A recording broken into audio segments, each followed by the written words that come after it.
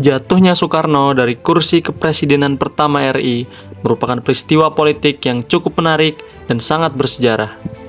Dimulai dengan turunnya Super Semar yang memberi mandat kepada Jenderal Soeharto dalam rangka untuk memulihkan keamanan dan politik yang saat itu kacau pasca peristiwa G30 SPKI serta aksi mahasiswa yang menuntut Tritura hingga sampai ditolaknya pidato Nawaksara yang disampaikan oleh Presiden Soekarno di hadapan MPRS.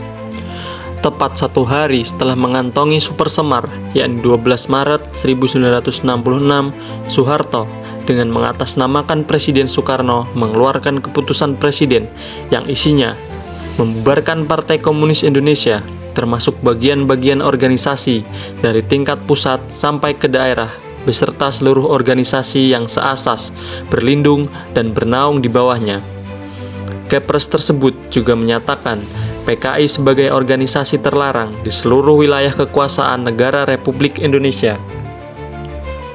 Super Semar sendiri sedianya berisi 2 pokok penting. Yang pertama, Soekarno memerintahkan Soeharto untuk memulihkan ketertiban dan keamanan umum pasca pembunuhan 6 jenderal dan 1 perwira angkatan darat pada 30 September 1965. Kedua, sang proklamator meminta Soeharto untuk melindungi Presiden, semua anggota keluarga, hasil karya dan ajarannya. Namun, Soeharto tak melaksanakan perintah tersebut dan justru mengambil tindakan sendiri di luar perintah Presiden. Hal ini diakui oleh Probo Sutejo, adik dari Soeharto, bahwa sebenarnya tidak ada kalimat perintah membubarkan PKI dalam Super Semar. Tetapi Soeharto memiliki keyakinan bahwa pemulihan keamanan hanya akan terjadi jika PKI dibubarkan. Meskipun dikenal sebagai tokoh yang kontroversial, Soeharto nyatanya juga cukup berjasa bagi Indonesia di berbagai bidang. Peran hebat seorang Soeharto meliputi perebutan wilayah, pembangunan infrastruktur, pendidikan, serta keamanan. Upaya mempertahankan kedaulatan Indonesia di Irian Barat berawal setelah Belanda menolak mengakui wilayah itu adalah bagian dari NKRI dalam perundingan Konferensi Meja Bundar. Arsip Nasional Indonesia mencatat, dua pihak sepakat untuk menyelesaikan masalah lewat negosiasi lebih lanjut antara Kerajaan Belanda dan RIS 1 tahun setelah penyerahan kedaulatan pada 27 Desember 1949. Akan tetapi, 1 tahun setelah pengakuan kedaulatan Indonesia oleh Belanda, perundingan mengenai status Irian Barat tidak menemui titik terang. Dan puncaknya, Indonesia pun memutuskan hubungan diplomatik dengan Kerajaan Belanda pada 17 Agustus 1960.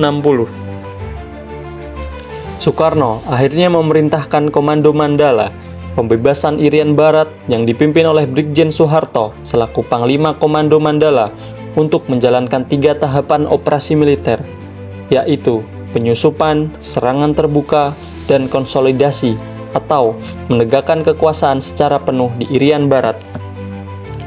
Namun, sebelum pertempuran itu pecah, Presiden Amerika saat itu, John F. Kennedy, menunjuk Jaksa Agung, Robert F. Kennedy, untuk mempertemukan kedua belah pihak. Dan akhirnya, ujung dari rencana itu adalah terselenggaranya perundingan di New York yang menghasilkan persetujuan New York pada tanggal 15 Agustus 1962. Syaratnya, saat itu Indonesia harus mengadakan referendum atau penentuan pendapat rakyat sebelum akhir 1969.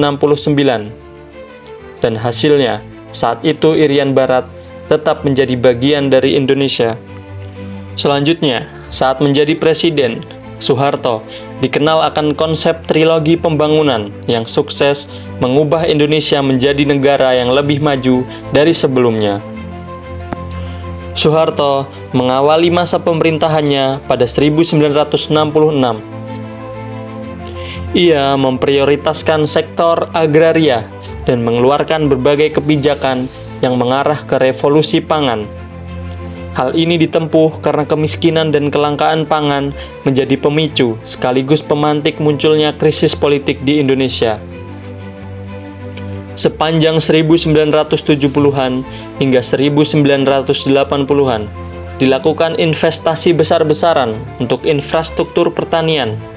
Sejumlah waduk, bendungan, dan irigasi dibangun. Pada masa pemerintahannya, banyak dikembangkan institusi-institusi yang mendukung pertanian, mulai dari koperasi yang melayani kebutuhan pokok petani dalam usaha agribisnisnya, kemudian bulog yang menampung hasil petani, institusi penelitian seperti BPTP yang berkembang untuk menghasilkan inovasi untuk perkembangan pertanian.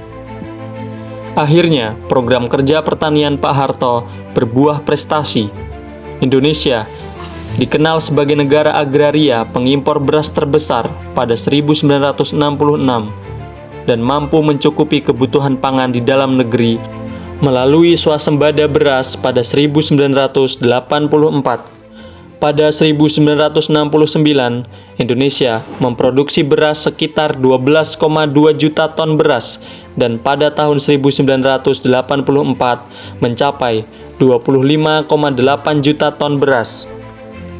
Selanjutnya di bidang teknologi, upaya Indonesia untuk membangun sistem telekomunikasi satelit dengan meluncurkan satelit Palapa pada tahun 1978 membuat Indonesia menjadi negara pertama di Asia Tenggara yang memiliki satelit.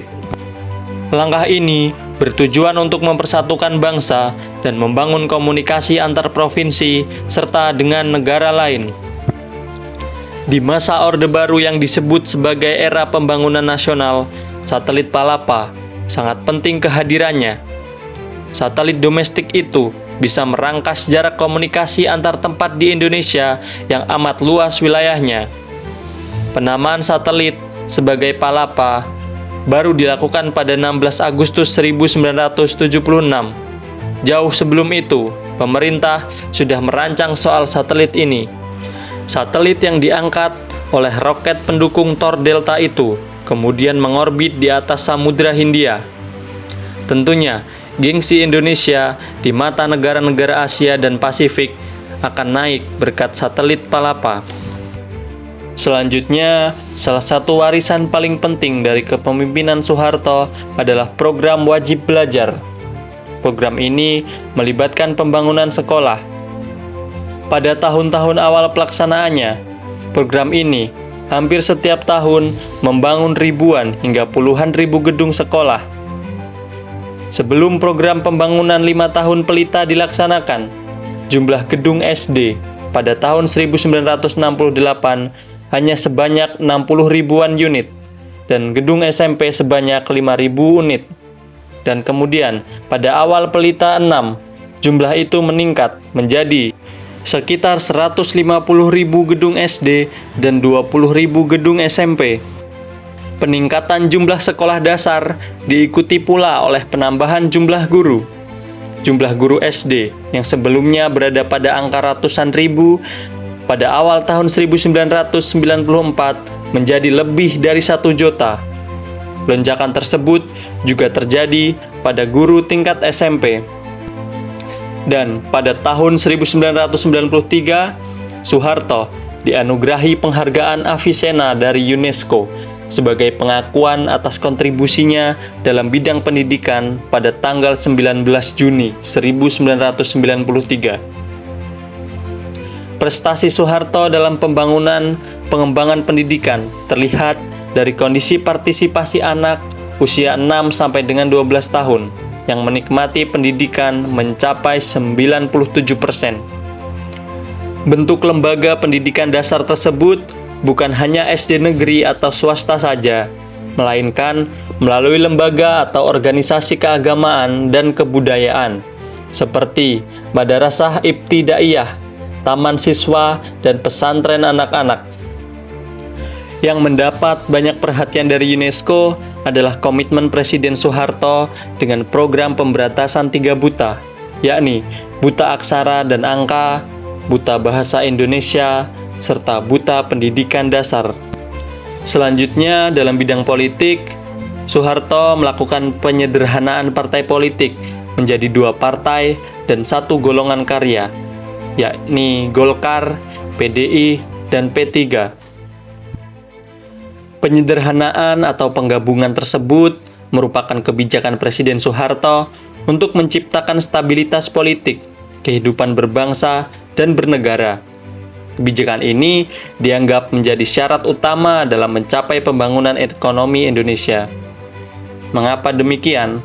Orde Baru diharapkan tidak lagi berorientasi pada ideologi serta politik, tetapi pada program ekonomi. Dan menurut pemerintahan Orde Baru, tidak stabilnya politik yang terjadi pada masa sebelumnya disebabkan oleh sistem kepartaian. Diketahui juga, partai politik saat itu sangatlah banyak, sehingga menimbulkan banyak ideologi dan sekaligus kepentingan. Partai politik sulit terkontrol, dan akhirnya timbul gerakan-gerakan yang membahayakan bangsa dan negara.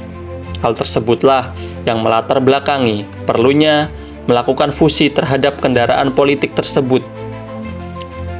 Fusi partai tahun 1973 oleh pemerintahan tidak serta didasarkan pada persamaan ideologi, tetapi pada persamaan program, sehingga diharapkan dapat membantu pemerintah bersama-sama membangun Indonesia menjadi lebih baik. Ada 3 partai politik yang muncul dari hasil kebijakan politik ini. Yang pertama adalah P3. Partai ini berlandaskan nilai-nilai Islam. Gabungan partai-partai ini antara lain adalah NU, Permusi, PSII, dan Perti. Kemudian PDI. Partai ini berlandaskan pada nasionalisme. Dan gabungan dari partai ini ialah PNI, Partai Katolik, Partai Murba, IPKI, dan Parkindo. Sedangkan golongan karya, organisasi ini sudah ada sejak 1964. Seperti namanya, golongan karya dianggap sebagai wadah orang-orang yang dianggap tidak berpolitik dan lebih mengedepankan karya, tergantung latar belakang individu tersebut, mulai dari sastrawan, petani, TNI, dan lain-lain. Dan itulah hal-hal baik yang ditinggalkan Presiden Soeharto untuk kita semua. Namun, di balik pencapaian ekonomi yang gemilang, masa pemerintahan Soeharto juga dipenuhi dengan kontroversi. Kekuasaannya yang otoriter dan pelaksanaan Orde Baru menekan kebebasan berpendapat dan hak asasi manusia. Selain itu, peristiwa seperti Operasi Tuntas dan tragedi Semanggi meninggalkan luka mendalam dalam sejarah Indonesia. Secara keseluruhan, kehidupan Soeharto adalah campuran dari prestasi besar dalam pembangunan ekonomi, namun juga cobaan berat dalam hal hak asasi manusia dan demokrasi. Pengaruhnya terhadap Indonesia masih terasa hingga saat ini, dalam hal baik, dalam hal positif, maupun dalam hal kontroversial.